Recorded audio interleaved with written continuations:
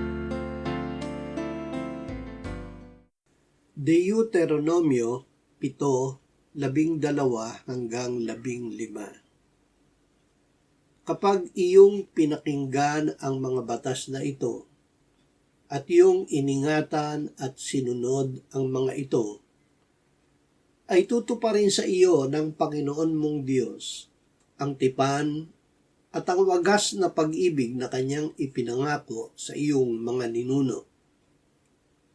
Iibigin ka niya, pagpapalain at pararamihin. Pagpapalain din niya ang iyong mga supling, ang bunga ng iyong lupa, ang iyong trigo, ang iyong alak, ang iyong langis, ang karagdagan ng iyong mga bakahan, at ang mga guya ng iyong kawan sa lupain na kanyang ipinangakong ibibigay sa iyo at sa iyong mga ninuno. Pagpapalain ka kaysa lahat ng mga bayan, walang magiging baog na babae o lalaki sa inyo o sa inyong mga hayop. Aalisin sa iyo ng Panginoon ang lahat ng karamdaman at hindi niya ilalagay sa iyo ang alinman sa masamang sakit sa Ehipto na iyong nalaman, kundi ilalagay niya ang mga ito sa lahat ng napopuot sa iyo. Kasaganaan mula sa Diyos. Ang Diyos ay nagbibigay ng kasaganaang espiritual, material at pisikal sa mga nananalig sa Kanya. Ang Panginoong Hesus ay naparito upang tayo ay magkaroon ng buhay at ng kasaganaan nito. Ang pananalig ay bunga ng pakikinig ng salita ng Diyos. Ang gawa ng pananalig ay pag-ibig sa Diyos. Ang pag-ibig sa Diyos ay pagsunod sa Kanyang mga utos. Anak ko, makinig ka sa aking mga salita. Ikiling mo ang iyong pandinig sa aking mga wika. Huwag mong hayaang sila'y mawala sa paningin mo. Ingatan mo sila sa kaibuturan ng iyong puso. Sapagkat sa mga nakakatagpo sa kanila, ang mga ito'y buhay at kagalingan sa kanilang buong katawan. Ang iyong puso'y buong sikap mong ingatan, sapagkat mula rito'y dumadaloy ang mga bukal ng buhay.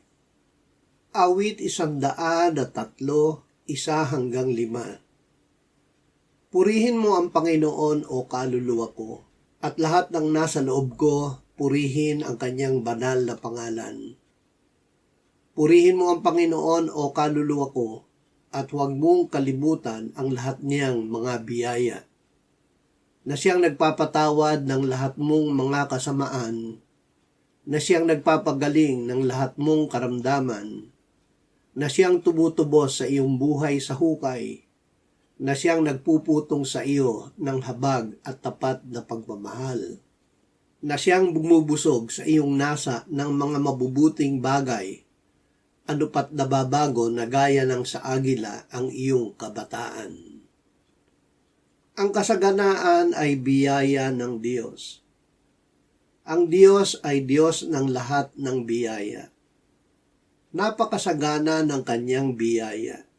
Kaligtasan, kapatawaran ng kasalanan, pagpapagaling ng karamdaman, katubusan sa walang hanggang kamatayan, habag, pagmamahal at kabusugan sa mga mabubuting bagay. Ang paraan ng pagtanggap ng mga ito ay pananalig na bunga ng pakikinig ng salita ng Diyos.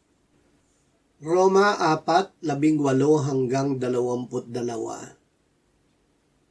Umaasa kahit wala ng pag-asa, siya'y sumampalataya na siya'y magiging ama ng maraming bansa. Ayon sa sinabi, magiging napakarami ang iyong binhi. Hindi siya nanghina sa pananampalataya, itinuring niya ang sariling katawan tulad sa patay na, sapagkat siya'y may mga 100 taon na noon, at ang pagkabaog ng bahay bata ni Sarah. Gayunman, hindi siya nag-alinlangan sa pangako ng Diyos sa pamamagitan ng di paniniwala, kundi pinalakas siya ng pananampalataya habang niluluwalhati niya ang Diyos, at lubos na naniwala na kayang gawin ng Diyos ang kanyang ipinangako. Kaya't ang kanyang pananampalataya ay ibinilang na katuwiran sa kanya. Pananampalataya, hindi paningin. Mamuhay ayon sa pananampalataya, hindi ayon sa paningin. Tinanggap ni Abraham na siya at si Sarah ay hindi na maaaring magkaanak. Ngunit siya ay sumampalataya na magagawa ng Diyos ang kanyang ipinangako, kaya't ito ay ibinilang ng Diyos na katuwiran ni Abraham.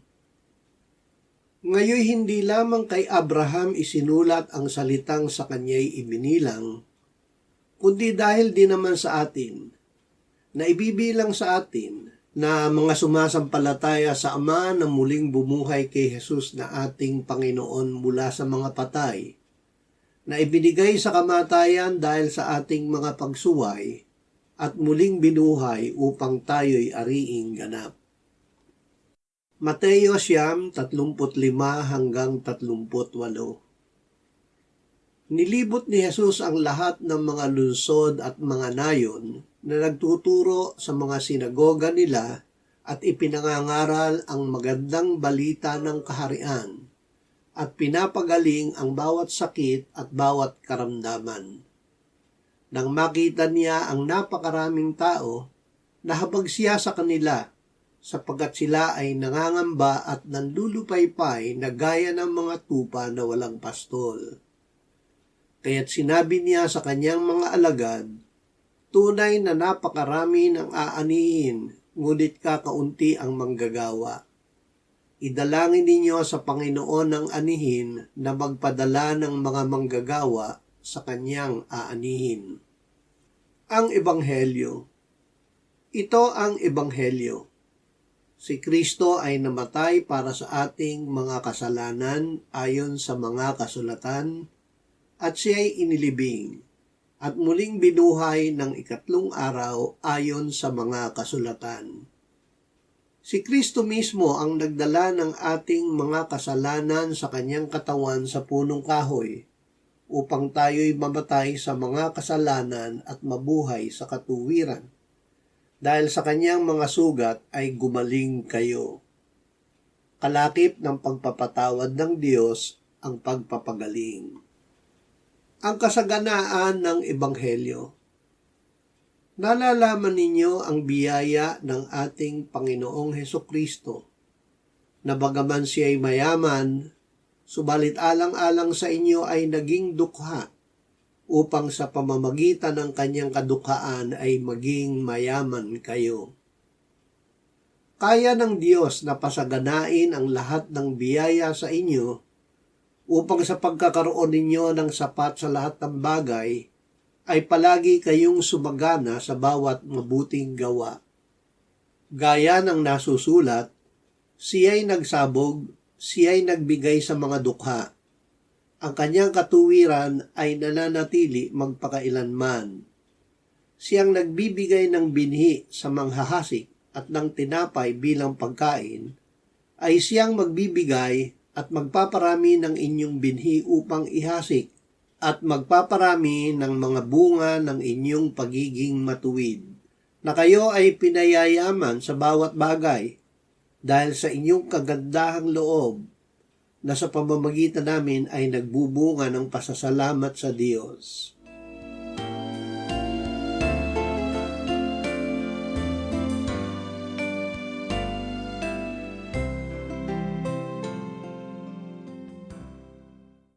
Manalangin tayo. Panginoong Hesus, sinabi mo, malibang kainin ninyo ang laman ng anak ng tao at inumin ang kanyang dugo, kayo ay walang buhay sa inyo. Ang sino mang kumakain ng aking laman at umiinom ng aking dugo ay may buhay na walang hanggan, at akin siyang muling bubuhayin sa huling araw. Sapagkat ang aking laman ay tunay na pagkain at ang aking dugo ay tunay na inumin. Siya na kumakain ng aking laman at umiinom ng aking dugo ay nananahan sa akin at ako sa kanya. Kung paanong buhay ang Ama na nagsugo sa akin at ako ay nabubuhay sa pamamagitan ng Ama, gayon din siya na kumakain sa akin, siya man ay mabubuhay sa pamamagitan ko. Panginoong Hesus, aming tagapagligtas, Tinatanggap ka namin sa oras na ito bilang aming tinapay ng buhay. Tinatanggap namin ang iyong katawan na ipinako sa krus, namatay, inilibing, binuhay na muli, at iniakyat ng Ama sa kanyang kanan sa langit bilang aming tunay na pagkain. Tinatanggap namin ang iyong dugo na nabuhos sa ikapagpapatawad ng aming kasalanan bilang aming tunay na inumin. Manahan at mabuhay ka sa amin upang kami ay mamuhay sa pamamagitan mo kung paanong ikaw ay namuhay sa pamamagitan ng Ama. Salamat, Ama, sapagkat dahil kay Kristo, kami ngayon ay nakapamumuhay kasama mo kaisa ng Espiritu Santo. Sa iyo ang lahat ng kaluwalhatian, ngayon at magpakailanman. Amen.